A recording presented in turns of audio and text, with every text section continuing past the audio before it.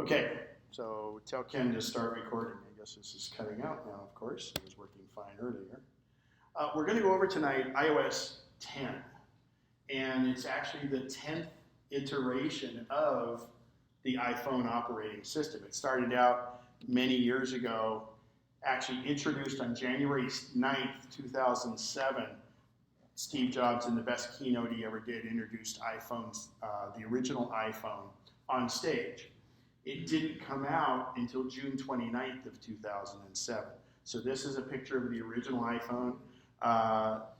So many things that it did originally, the phone still does. But there's been a lot of iterations. Again, we're on the 10th iteration of the OS. It was called iPhone OS in the beginning because we had OS 10 for the Mac. We didn't have iPads at the time. Actually, a very interesting story about that is Apple had bought this company called Fingerworks, and there was a guy in Apple that was working on this touch display for a pad, what became an iPad. But he walks in, the iPhone had not been out yet, the iPad had not been out. And remember back in the day, people had little Palm Pilots with styluses and a Trio and stuff. So the guy comes into Steve Jobs' office to show him this wonderful pad, this tablet he's been working on. And Steve Jobs looked right past that and said, that would make a wonderful phone. Hence the iPhone. And the iPhone preceded the iPad. And it really, it was a seminal day in Apple when it was introduced. This is the current version, the iPhone 7. I'm going to talk briefly about the 7. You have the 7 and the 7 Plus, the Plus being larger. Oh, and I should mention, we forgot to mention at the beginning, please hold the questions till the end so we can get as much of this information as we can. No one had raised their hand yet, so I'm trying to preempt that. The 7 Plus has a dual camera in it, a regular camera and then a slightly telephoto camera. It's going to make the picture be bigger optically. The pictures that a lot of the people that have the phone, the journalists have been doing, are coming out and they're fantastic, even for both phones. They both have optical image stabilization. The big thing with it is the software in the phone makes the camera so much better. It can record things that are just phenomenal. But would you like a free iPhone 7? Who would like a free iPhone 7? Okay. T-Mobile initiated this, and the other carriers are matching it. So if you have a 6, a 6S, a 6 Plus, or a 6S Plus, it's hard to say, no matter what it is, you'll see the trade-in value on these. They would range from 16 gigabyte is worth $165. A 6S Plus 128 gigabyte is worth, it was like $285. But what happens is, the carriers have said, we'll make it, well, T-Mobile started, like I said, Sprint matched it right away, and now AT&T or Verizon are doing it. You have to really kind of get in there to get them to do it. But the way it works is, they will work out your trade-in on your phone, and they will subsidize the rest of the phone. So you could walk out paying nothing, because what they're going to do is, if you get a 7, it's worth $650. They will take, now it's not a contract anymore, it's a commitment. So people like me aren't good with commitments. But what it will do is, you're no longer under contract, but what they do is they will basically give you a bill credit over 24 months that will pay for the rest of that phone. So if you walk and you leave, they're going to ding your credit card for the full amount of that, or whatever you have left on the phone. But what they will do is let you walk out with a phone, and then you stay with them for 2 years. You will be getting a bill credit every month to make it so the phone is free. But you're not under contract that you can't leave. And let's say after a year you decide to leave, you either pay off the remaining half value of your phone, which is about what the phone would be worth, or walk and give them well, you're still going to commit to it. You'll still have to pay the phone off, but you will no longer get billing credits because you're no longer their customer. So it's a way to kind of go back to the contracts, but it's also a way to get a $650 phone into your pocket for virtually nothing. So they have different memories. You go to 32 gig, thank goodness that's the smallest phone anymore now. And they make a 128 and a 256 on the 7, and each increment is $100.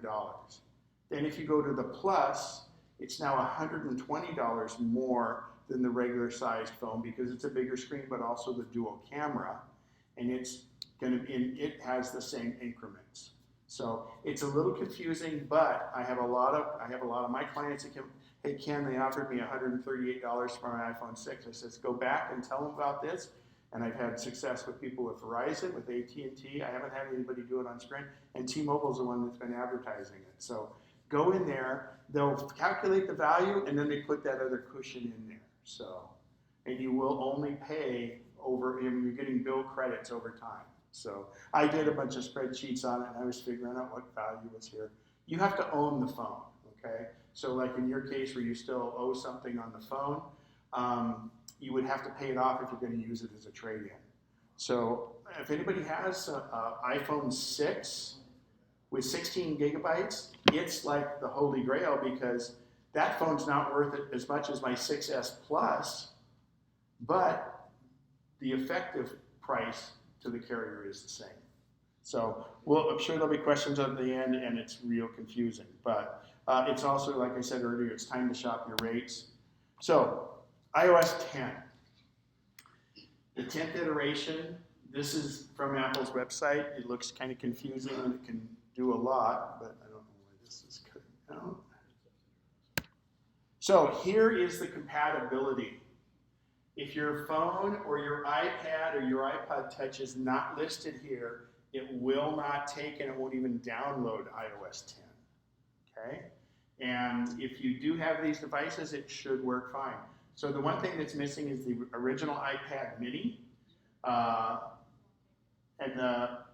any of the 4 or older phones, and then I think it's only the 5th generation of the iPod Touch. So iOS 10 is pretty incredible. It's got tons of stuff built in, and tonight we're going to go over every single one of these things. Sure.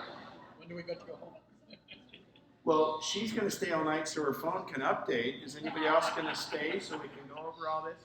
Oh, it's not done. So it's a pretty big release. And actually, it's a smaller release in the amount of gigabytes than it was before. But that's what it can do. I'm going to go over only 10 things. We're going to try and get 10 of these knocked out. It's kind of like the top 10. All right.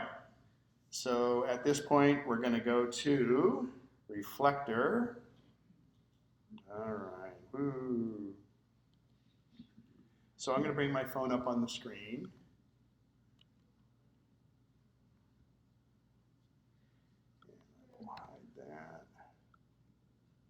Okay, so on my phone, I'm going to go over first, there's a new thing. Anybody here ever lose their car in a parking lot? No. It's not going to get any better as we get older, trust me. So if you have Bluetooth in your car, and what that means is that you have the ability to take your phone calls through your car's stereo system. If you have that, watch how miraculous this is. If I go to, I didn't do anything to activate this. Only sync to this. I've been using the Bluetooth in my car for a long time. Now look at my car. There's the blue dot, and there's my car. I didn't do anything. It's in Apple Maps in iOS 10 automatically if you have Bluetooth in your car. Do you have iOS 10? Well, I can find mine too, but this is built into the phone because there's a lot of people that don't have that. Okay, anyway, this is built into Apple Maps as long as you have Bluetooth in your car, which probably the majority of people here have Bluetooth in your car. So the other thing is I'm going to use Siri to make a route here. I'm going to say, give me directions to Sacramento International Airport. Getting directions to Sacramento International Airport. So it's going to just start doing it. Give it a second here. Oh, I'll hit go. Starting route to Sacramento International Airport. Okay. Head southwest on Stag's Plain, then turn left. So then, you'll notice I can tap on the bottom and I can get specific things. Well, I have an electric car, so I don't even know where a gas station is, so I need to change that to a charger. But these are things that you would find on your route. Let's say I want to find coffee on my route. Oop, tap on the bottom, and I can do an overview, details, audio, but let's just hit dinner, and it's going to come up with different places that are on my route for dinner. Okay? Siri will also do that for you too. And by the way, that Top Golf, I read on Yelp, that's got some pretty good reviews. Probably a little better than the Jack in the Box that's right below it. Anyways, that's it. You'll notice now they're on the map. So that's Apple Maps. So when you're done with it, you've got to tap the screen and you can hit done. And then don't forget, you need to hit the end button, because if you've ever gone in and you're going somewhere and you do stop at that restaurant on the way to go to the Sacramento airport, and you're walking along, and you go in and you're getting ready to situate your table, and it says, please turn left. Or make a U-turn when possible.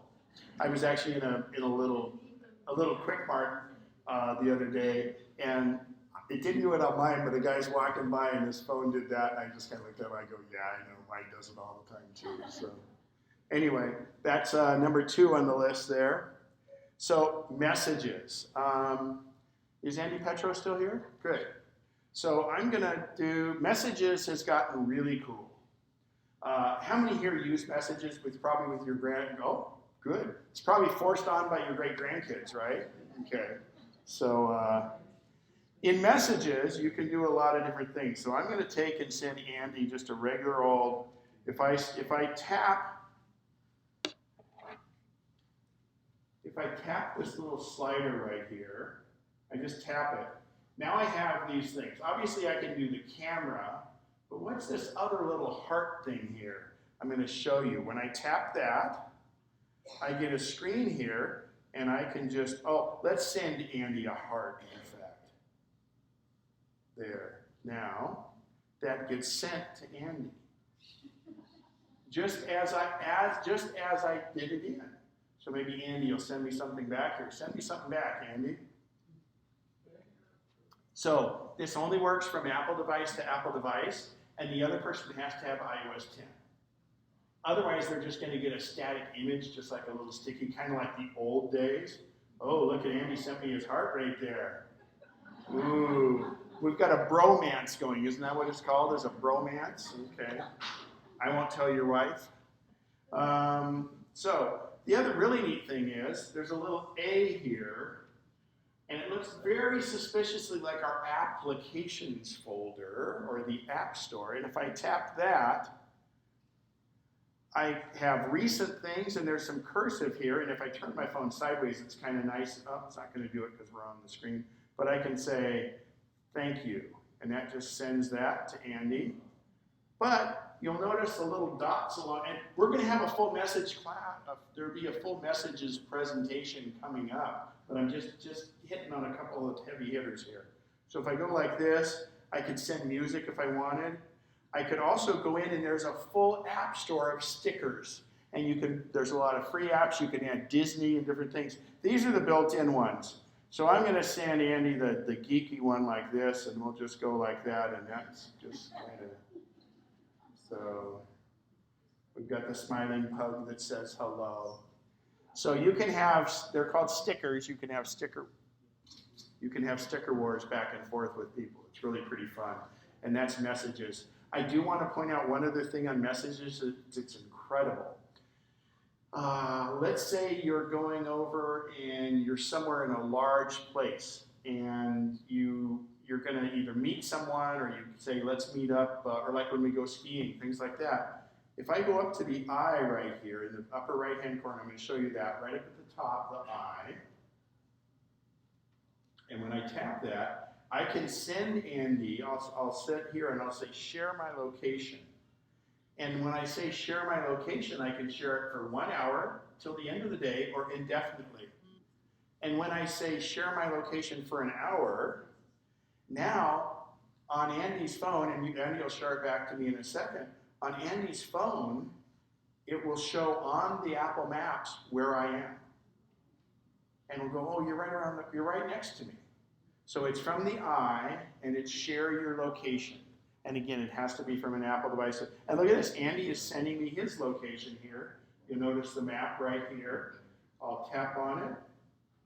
Location not available. It's probably just taking a little while here. Or maybe he's with the CIA. Loading. Yeah, it's loading. Probably because we're so close to each other. It goes, you fools, you're right next to each other. You don't need this. Anyway, that's how it normally works. And obviously I can then, you see with this, I can now either call him, text him, or video chat with him. I hate video chat. So that's messages. And again, there'll be a full presentation on messages. Now, if I take my phone and put it in the off mode, and I just wake it up, there's no, oh, let me get, I thought I hit end wrap, so there we go. So I'm back to the home screen. No longer is there the little camera icon there. If you want to get quick access to your camera, you swipe from the left to the right, and your camera comes up. You have to wake it from the sleep wake button and then just slide it across. But your phone is still locked. So the great part about this is if you give someone your phone, you don't want them to go see your old photos. You don't want them to get into your email. They simply are just getting into your camera. So it's very safe. But the best part is it's really quick. You know, how many times would you go and there's a squirrel or there's a rabbit in the backyard and it's there and you want to capture it really quick, and I can dig into everything else, or I can just swipe and get it to come up. Okay? So hopefully that's a learn one thing tonight. The cameras are really improved, but Andy will be going into that. I've got some tricks we're going to do in photos in a few minutes here.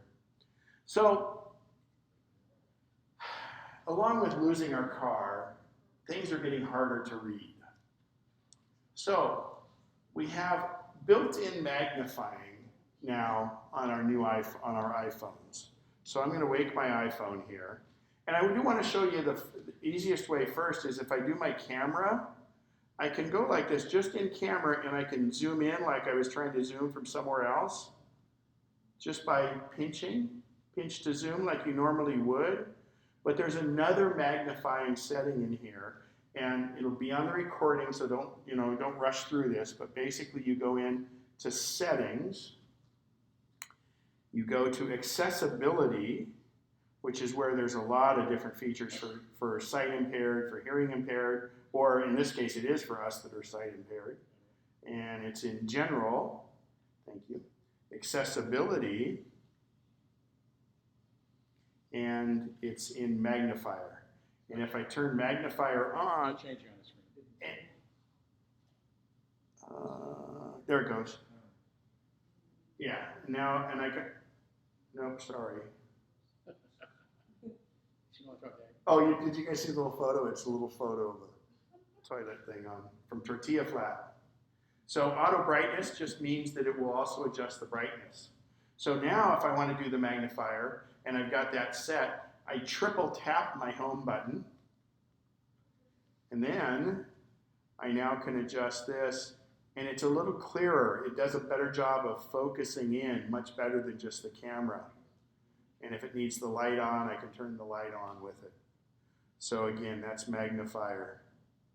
Works very, very well. There used to be apps you could do with it. So now you don't have to go to the apps.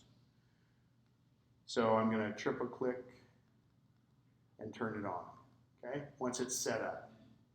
All right, next thing is flashlight intensity.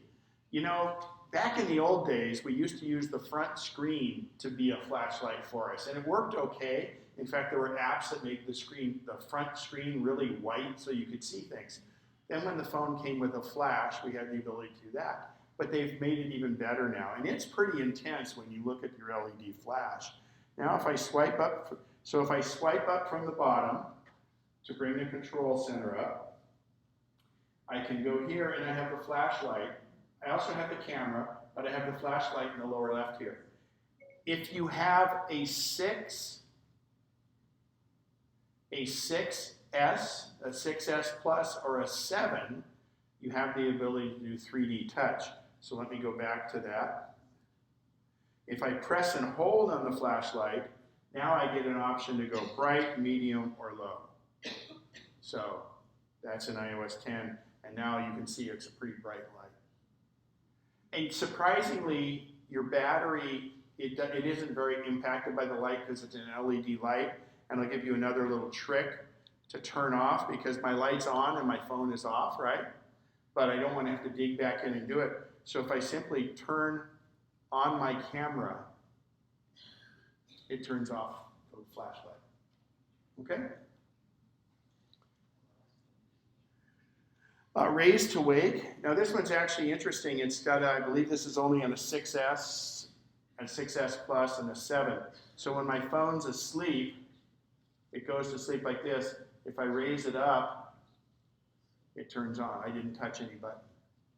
So that works really well if it's at night and your phone's on your stand there and you just pick it up and look at it, it turns it on. Let's wait a second. There, you'll see it goes on. Okay. You have to have a setting for that? No, that's automatic. It should be the default. If not, there is a setting you can go in and you can just, turn on the raise to, it's called raise to wake. And it's because the phone has an accelerometer in it. I mean, the accelerometers are fantastic. This accelerometer is what makes it so your screen can change and everything else, but it senses that. All right, there's a new one in. So who uses their iPhone as an alarm? Good, as an alarm to wake up, or you've got something, you can tell Siri, set my timer for 3 minutes. She used to say, don't burn that egg. So then I'll tap that and turn it off. But there's a new setting down here called bedtime. Now be careful. When you press bedtime, you better be where you want to be, because the phone knows everything about you. Basically what bedtime is rather than pick a time to go to sleep or a time to wake, if you know you need 7 hours sleep, you set the bedtime for 7 hours and it will adjust accordingly. What time would you like to wake up? And then, let's set it for 6. Next, how many days? Oh, so this is more of that, but there's actually a little scale that goes in here that you can say, okay, you're going to get, this means you have to go to bed by then, but here's your 7 hours, and you can move that scale around. I don't do it, but it is. It's a new feature, and that's bedtime. All right. I'm going to do number 10 and come back to number 9. So if we go to voicemail now, let me see if this works. It should. There we go. I'll get a good one here. There we go.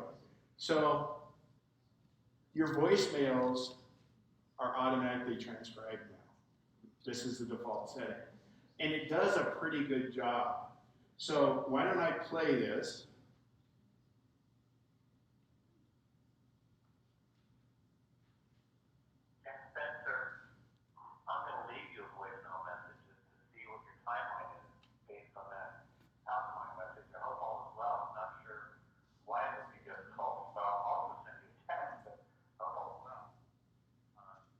What it is I say on there, I probably don't listen to voicemails, send me a text or an email, but that's what he's responding to. This is a good friend, him and his wife from a while back, real good, but it did pretty good on the translation, as you can see, and it will get better in time. But how good is that when, you know how sometimes people's voices will get a little garbled or they speak really, really quick like I do, and you get in there and it's like, what the heck's up? So, it's on by default, should be. Yeah. If not, let's go see where it is. Let's go back into phone, hopefully. Anybody know? I haven't had to turn it on. So, actually, while we're here, here's another one while we're in phone, which is about the 20th item down. We all know in Sun City here, it's hard for the certain carriers to reach up here. So if your phone supports it, turn on Wi-Fi calling if you have good Wi-Fi at your house. It'll route your calls over the Wi-Fi rather than the cell towers, and it'll work pretty well. If you have any issues, you can turn it off. But let me see here. Oh, and the new thing, hey, was announced calls on here before? where when I get a phone call, it will actually announce when I have the ringer on, it'll tell me who it is. So that was new in iOS 10. So announce calls and always, so if the person's in your address book, it will say who's calling. And to me, that was, I haven't read it anywhere, and I just happened to be digging in there and found it. Yeah, I don't know where the voicemail transcription is. Well, we can find it. But we're going to move on to the last thing, which is pretty cool. And Andy, who's our photos expert, will go through more and more of it. But it's the ability to go through your photos and determine what's in those photos without you doing anything. And you have to trust me, I've done nothing to make this happen here. So, other than I tested these earlier. So, pictures from last week. There's the pictures from last week. Actually, a couple of these are, when I upgraded to iOS 10, I took screenshots just so I could have, oh, and this is from the watch, all the updates in the watch. But Bill talked about, where's the party we were at? There were some other things here. And then these are actually pictures that I didn't take. These were ones I got off the web. But I just said pictures from last week, and it went and found those. That's not too tough because it's got the date stamp on the photo. But how about pictures of lakes?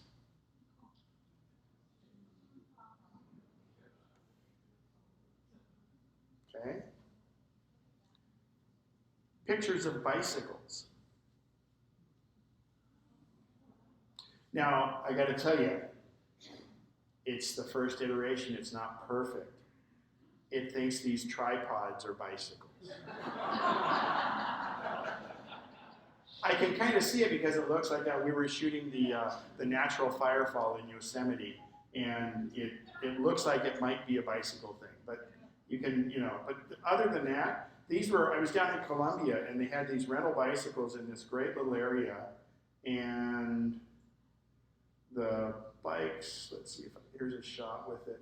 So you can see they're kind of in the same pastel colors as the other stuff around them. They're pretty cool.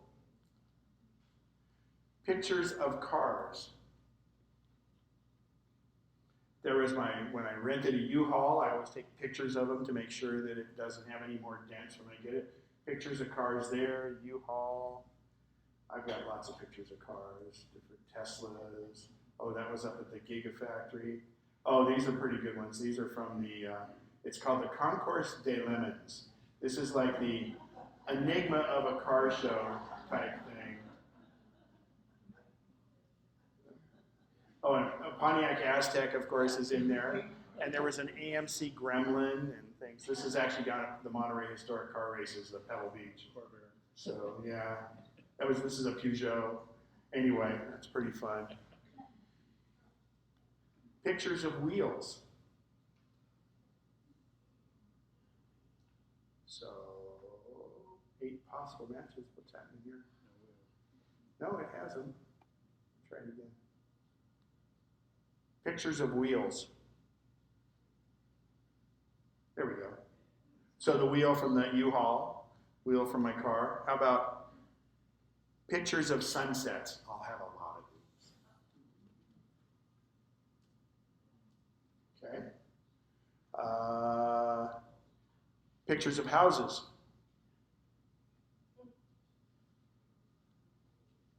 Pictures of skiing. Here are some images of See, it skiing didn't I have found it. on the web. So it went out to the web, and I thought it had them earlier. My pictures of skiing. No. Pictures of food. I'm surprised I didn't have as many as I thought.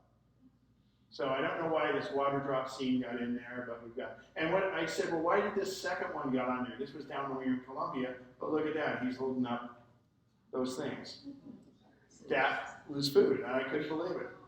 So went down here. Actually, this was funny. This was when we were at the silk factory in China, and so I guess goldfish are. It looks like food. It's food for somebody. Oh, and then this. Oh God, I got to show you this. This was amazing.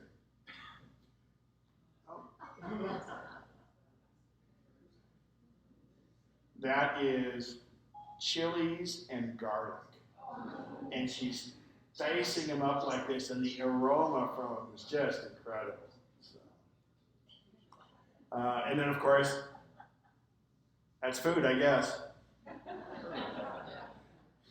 Picture of food. So anybody want, I could maybe try something else, one or two things. It may or may not work. You got one? Just tell me. No. Okay, never mind. Anybody else? Were you in Siri or were you in Photos? I'm in nothing right now. No, but when you were. I'm in nothing. Pictures of food. I just pressed Siri and activated Siri, but I wasn't in Photos when it did it. So what this does is, I think, pictures of mountains.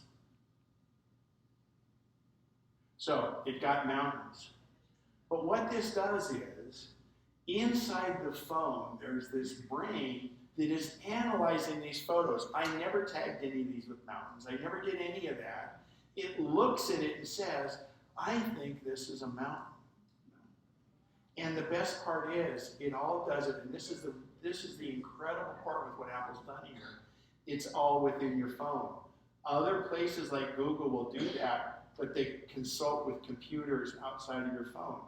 Apple's privacy and security concerns for you say, no, we won't let it do that. It's all done within the phone. So it's really, really amazing. I mean, those are pictures of mountains, lakes. I mean, if you look at it, it's almost all mountains. This was Three Gorges, which is pretty stiff mountains on the side. So. How about like pictures of Bob King? Well, I'm not sure, and I tried that. Let's see if it did it. Pictures of Bob King. Here's what I found See, on the web. pictures of Bill Smith.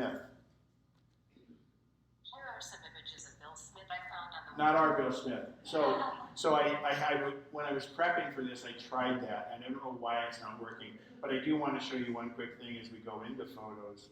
If I go here and I go to People, you used to only be able to do faces on your Mac. You now can do faces on your iPhone or your iPad. So if I tap on here and I say, actually here's Angie, she's the one that just called. So there's in Columbia. So if I go down here, at the bottom, it'll say confirm. These are ones that they think is her. I have not done any photos, faces of Angie. It just picked those up. I think it's because she might be on when she called, it had a little picture of her. But let's go back down here and say confirm additional photos. And it says, oh, is that one Angie? Yes. So I added one photo. So now that's in her group of photos. And then what's interesting is, this is, oh gosh, so is you going to trip in 2014? That's not her. Anyway, so the Columbia pictures, that's all the different ones from when we were in Columbia with my best friend and her and a couple other people. But this one's interesting. Yeah, she wasn't on this one. So it mistook it. Oh no, it wasn't. This was up in Oregon. Yeah, sure enough. That's amazing because this was near their house in Grants Pass. So, which I don't know why that put it under with Angie.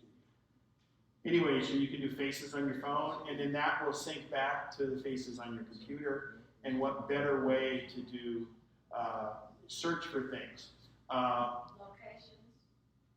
Locations will be, your phone always does the location, and so you can still, the locations are always going to be there because that's part of the metadata. Your phone always it's got a GPS connected. Even if you're not getting a cell signal, it will still do a GPS. And a little tip, how many people here shoot with bigger cameras? Take a photo with your iPhone so that you date stamp it and location stamp it. So when you're going through your photos and all those cities look the same, you'll know what it is. You're going to say the GPS doesn't work without cellular. Yes, it does. No, Oh. but what you just said about it will sync those faces back to your computer. No, Oh, it does not. it won't yet? Even in iCloud Photo Library? No, it has to rebuild the indexing on your computer separate from your iDevice.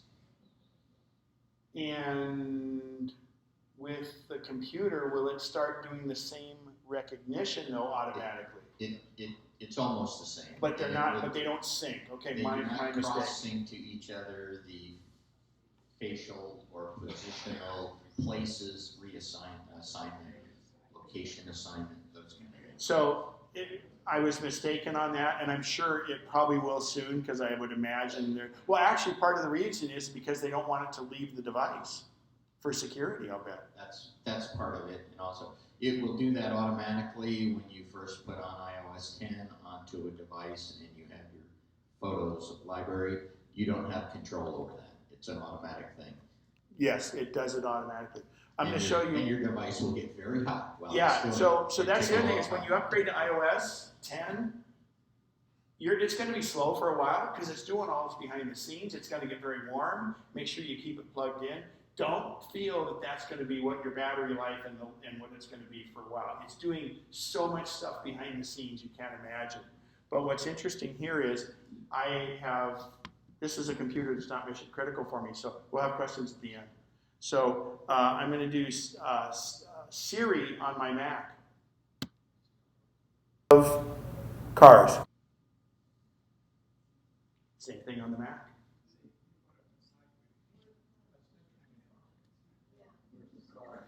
Oh, there's car. Oh, you want to see the car? This is a panorama.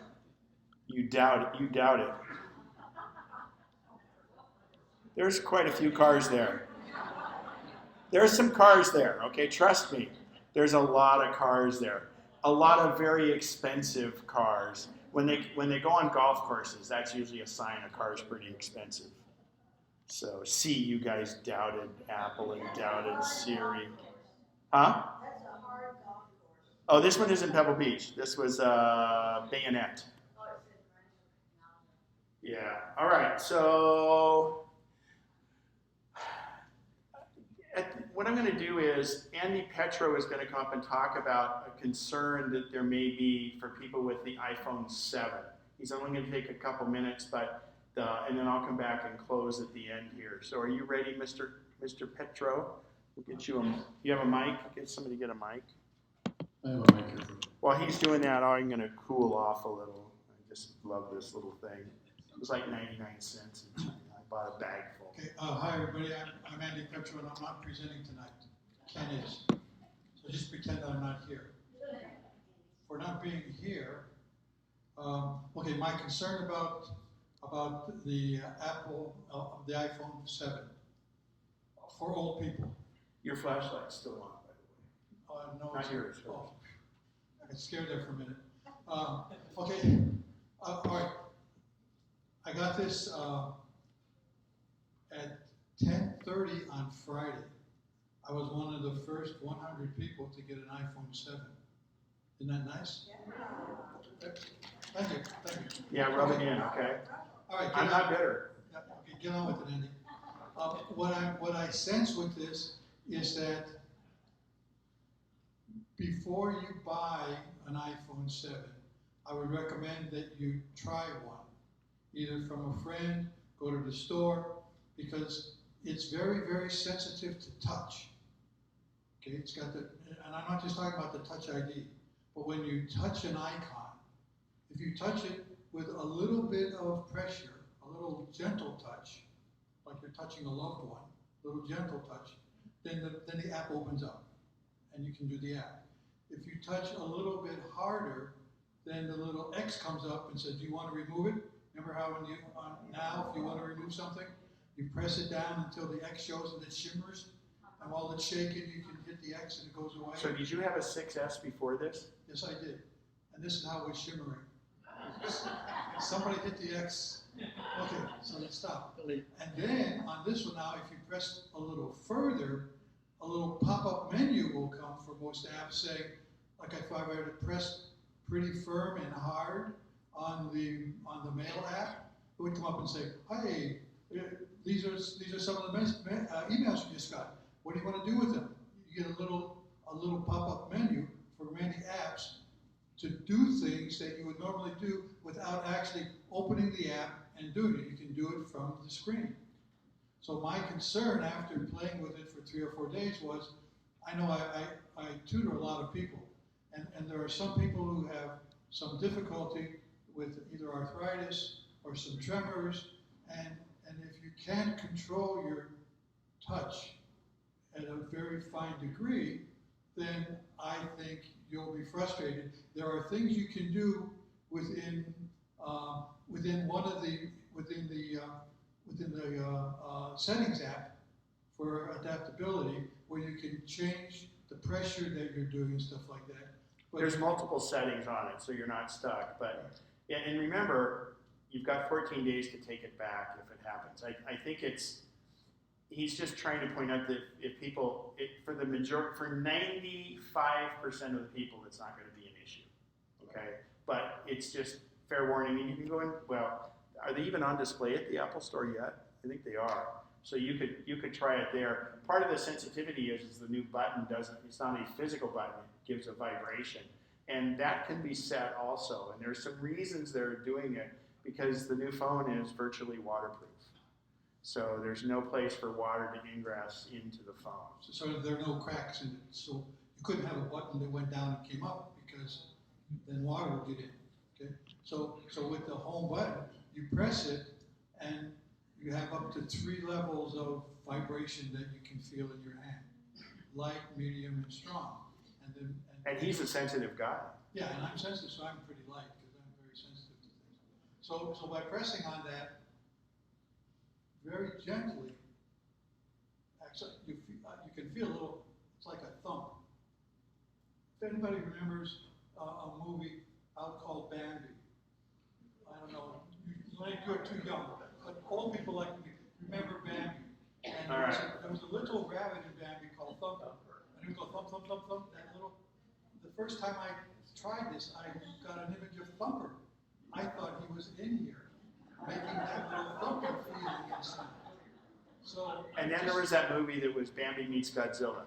So Harlan has something back here. Okay, that's all I wanted to say.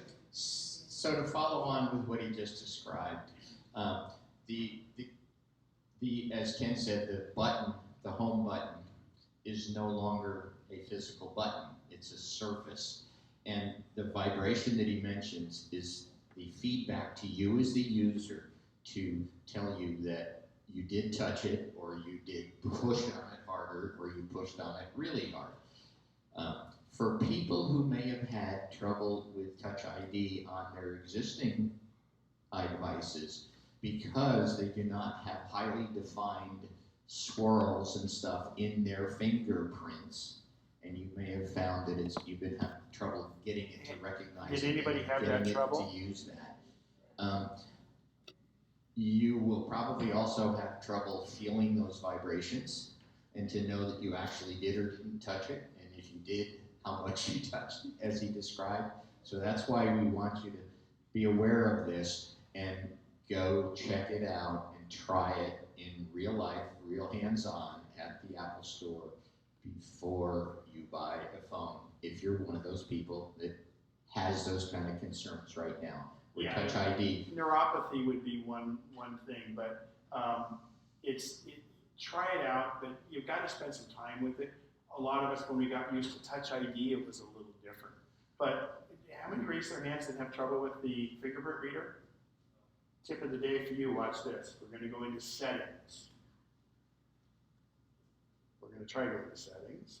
We're going to go down to Touch ID and passcode.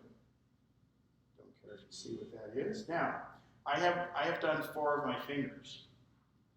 Actually, 2 thumbs and 2 fingers.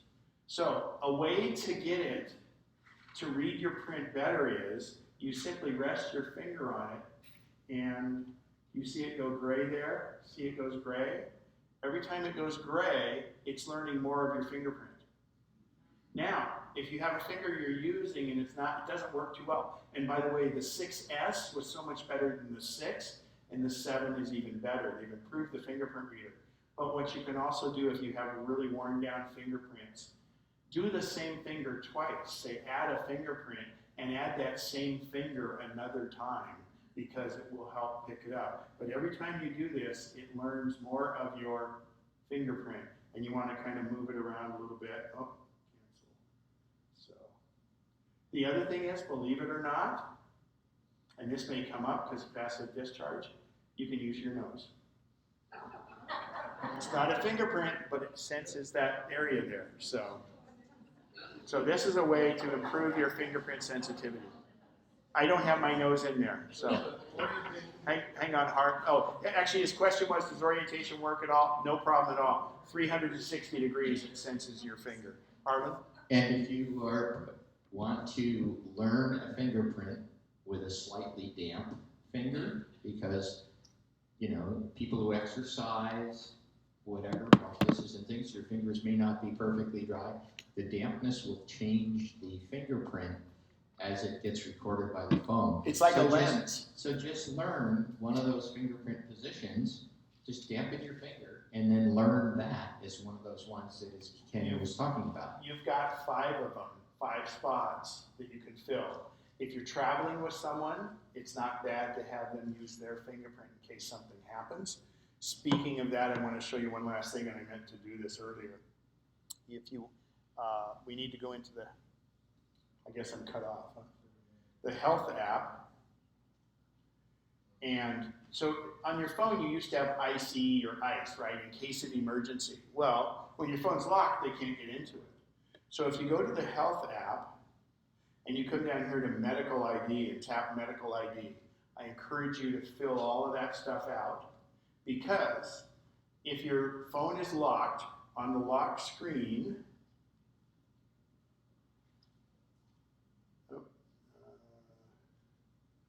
actually, where is it now? Because it used to be from the slide up from it. Where did they change? Oh, it's the passcode screen, so there we go. So you click emergency, so someone can call 911 on your phone then, it can make an emergency call, but this is where your medical ID is up. You have to activate it, and it's there, and it will you can even use the phone to contact your emergency contact and different things. This is very, very important, and first responders have been trained to go into an iPhone and get that. Your phone is still locked. They can't get anywhere else in your phone, but this is very, very critical. Okay, so, all right, so let's do, we've got some time for some questions. We'll get the microphones out.